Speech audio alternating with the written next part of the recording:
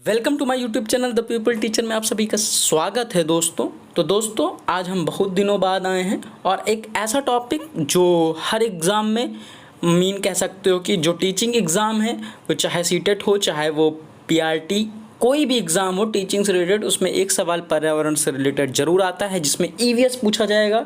उसमें ये क्वेश्चन ज़रूर पूछा जाएगा और घुमा के पूछता है क्वेश्चन को। तो आज हम पढ़ने वाले हैं पर्यावरण की अवधारणाएं और उससे कुछ रिलेटेड क्वेश्चन करने वाले हैं दोस्तों। तो 2 से 3 क्वेश्चन हैं, वो भी बीपीएससी के क्वेश्चन ही हम कराने वाले हैं क्योंकि बीपीएससी अभी हाल ही में 19 तारीख को पेपर लगा हुआ है सभी का। तो आइए स्टार्ट करते हैं। पर्यावरण की अवधारणा थोड़ा सा मेरे नोट्स हैं तो राइटिंग थोड़ा दिख जाएगी आप लोगों को, हालांकि ये आप ज़रूर पढ़िएगा। तो सबसे पहले अगर हम बात करें तो अवधारणाएं होती कितनी हैं, तो दोस्तों इसमें हमने लिख रखा है, ये कंटेंट गूगल पर क्रोम पर सर्च कर कर बहुत अच्छे से हमने इसको नोट करा है। पर्यावरण की अवधारणाएं क्या कहती हैं? पर्यावरण की अवधारणाएं तो देखो इसमें 4 प्रकार का होता है, नियतवादी अवधारणा, संभववादी और नवनियतवादी और पारिस्थितिकी।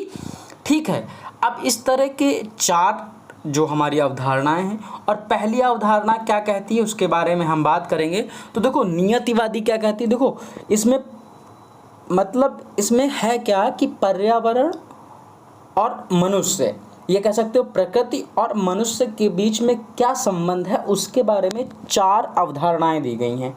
तो दोस्तों वो हम आपको डिस्क्राइब करना चाहेंगे क्योंकि समय नहीं है तो हमने पीडीएफ में ना बनाकर ऐसे नोट्स को शेयर कर रहे हैं आपके सामने। तो नियतवादी अवधारणा प्रकृति क्या है इसमें मेन है, संभववादी मनुष्य और नवनियतवादी संतुलन, ना इसमें मनुष्य ना ही इसमें प्रकृति, और पारिस्थितिकी में क्या है प्रकृति। तो आइए स्टार्ट करते हैं कि पहली अवधारणा पढ़ते हैं हम लोग। तो उसमें कह रहा है, क्या कह रहा है कि नियतिवादी अवधारणा। ठीक है, इसमें कह रहा है कि यह अवधारणा प्रकृति को श्रेष्ठ मानती है। क्या है? प्रकृति को श्रेष्ठ मानती है।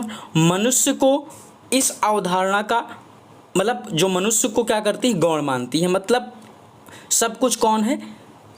प्रकृति है और वो द्वितीय क्या है? वो हमारा क्या है? मनुष्य है। मतलब प्रकृति के सामने मनुष्य कुछ भी नहीं है। तो इस अवधारणा का मानना है कि मनुष्य प्रकृति के हाथों का खिलौना है। तो इसमें क्या कह रहा है कि यह अवधारणा प्रकृति को श्रेष्ठ मानती है और मनुष्य, यह अवधारणा प्रकृति को श्रेष्ठ मानती है और मनुष्य को गौण मानती है। ठीक है, इस अवधारणा का मानना है कि मनुष्य प्रकृति के हाथों का, जो मनुष्य है वो प्रकृति के हाथों का खिलौना है। ये वाली लाइन मतलब है कि प्रकृति जो चाहेगी वो अपनी मर्जी से कर सकती है। मनुष्य क्या है? हाँ, मतलब प्रकृति के हाथों का खिलौना है, मतलब मनुष्य को तबाह भी कर सकती है, वो अपने पर आ जाए प्रकृति। तो ठीक है, ऐसे समझ सकते हैं इसको। और इस अवधारणा को पर्यावरण का उपागम भी कहा जाता है दोस्तों। ठीक है, आइए नेक्स्ट देखते हैं, आगे बढ़ते हैं। तो अभी आपको एक लाइन में सारी चीज़ें समझ में आएंगी।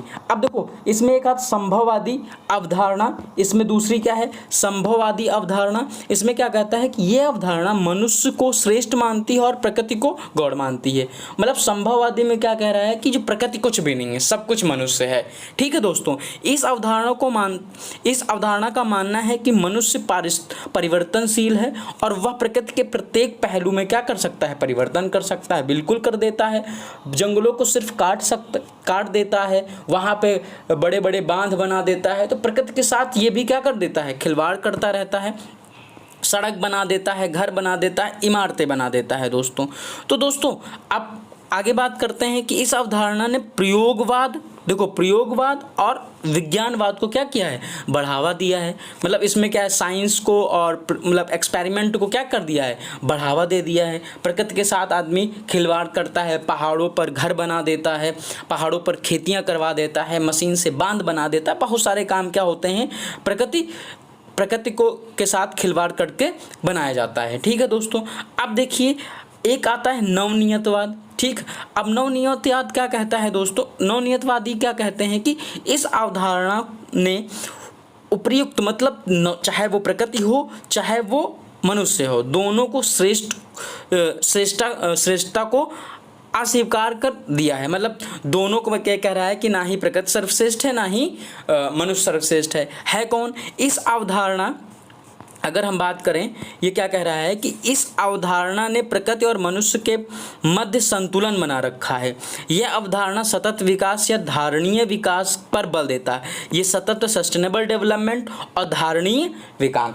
अभी एक हाल ही में एक रिपोर्ट जारी हुई है, उसको क्या बोलते हैं, पर्यावरण प्रदर्शन सूचकांक में पहले हमारी रैंक जो थी वो दोस्तों कितनी थी, 180 थी। इंडेक्स में सवाल आता है पर्यावरण प्रदर्शन सूचकांक में कि मतलब 180 थी, अब कितनी है, वो क्या है 176। ये करंट का क्वेश्चन है, ध्यान रखिएगा दोस्तों, ठीक है, पूछा जा सकता है।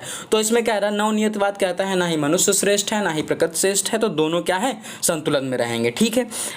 और इसमें विकास और धारणीय विकास का क्या किया है, बल दिया है। अब देखो बात करते हैं लास्ट जो हमारा क्या है, पारिस्थितिकी।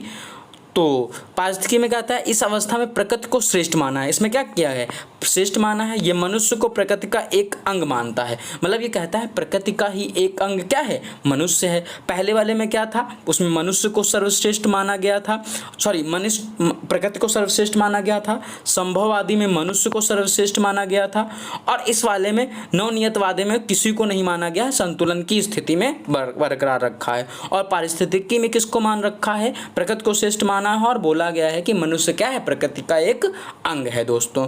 तो आई होप आपको ये समझ में आया होगा। इससे रिलेटेड हम 2-3 सवाल इसमें कराएंगे दोस्तों, ठीक है।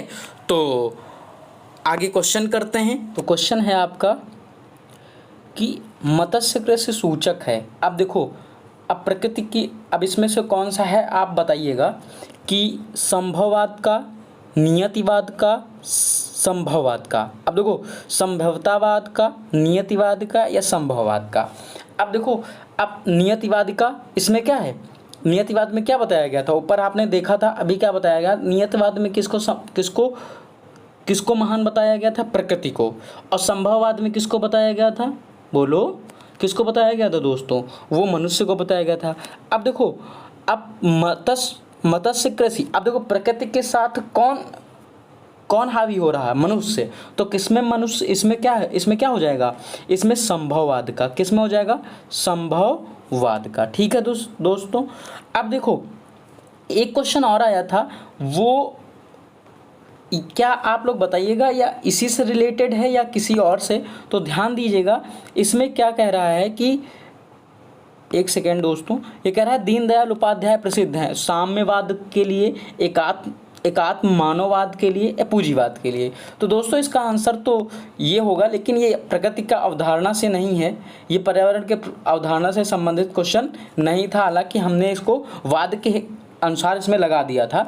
तो दोस्तों इसका सही आंसर क्या हो जाएगा, एकात्म मानववाद का सिद्धांत इन्होंने किया था जब बीजेपी में शामिल हुए थे, 1965 के आसपास की ये बात है दोस्तों। तो एक नया आपको एक क्वेश्चन सीखने को मिला। तो उसमें आपको मत्स्य मतलब मछली पालन कौन कर रहा है, प्रकृति के साथ खिलवाड़ कह सकते हो यार, मतलब प्रकृति की चीज़ को ये क्या कर रहा है, पाल रहा है कहीं पर कृत्रिम बनाकर।